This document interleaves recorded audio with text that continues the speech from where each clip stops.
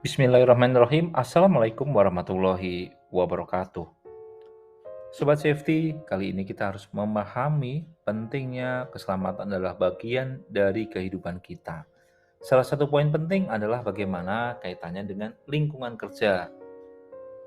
Kita pun harus tahu selaku praktisi ataupun penanggung jawab di perusahaan sebagai pimpinan, contohnya penanggung jawab operasi ataupun pimpinan proyek ya atau manajer.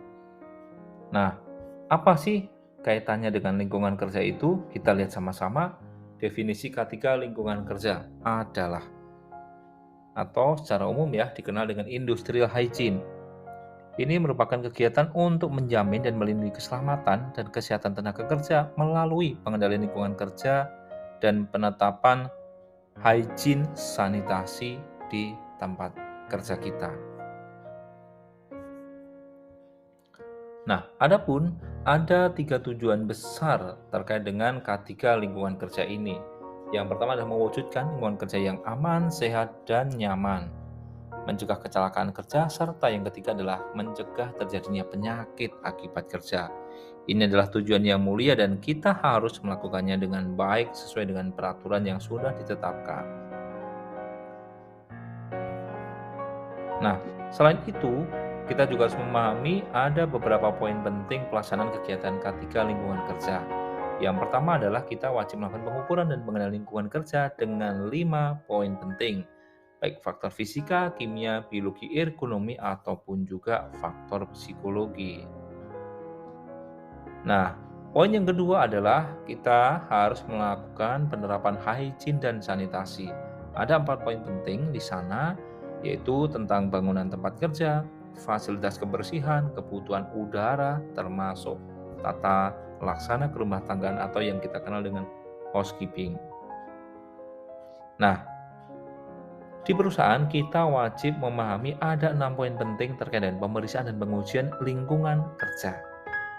Poin 1 adalah pemeriksaan dan pengujian lingkungan kerja ini wajib dilakukan di setiap tempat kerja yang memiliki potensi bahaya. Poin yang kedua adalah selain pengukuran, maka wajib dilakukan pengukuran dari eksternal ya atau vendor yang terakreditasi.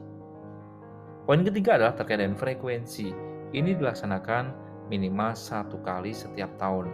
Kalau secara sistematika, maka ini harus kita masukkan ke dalam RKAP, Rencana Kerja, Anggaran, dan Biaya, supaya dapat terkontrol dan memenuhi persyaratan peraturan yang ada di pemerintah.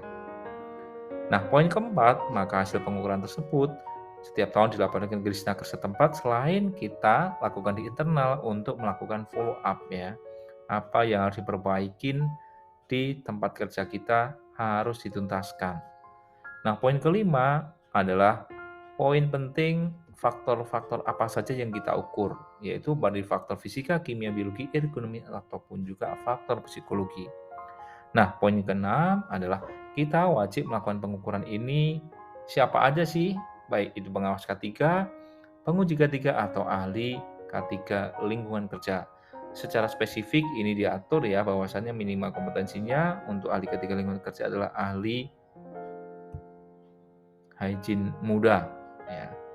Nah, mengapa itu penting? Semuanya sudah diatur ya dalam Permenaker nomor 5 tahun 2018 tentang keselamatan dan kesehatan kerja lingkungan kerja. Mari patuhi peraturan ini agar sehat, selamat, dan produktif kawan-kawan yang ada di tempat kerja kita. Assalamualaikum warahmatullahi wabarakatuh.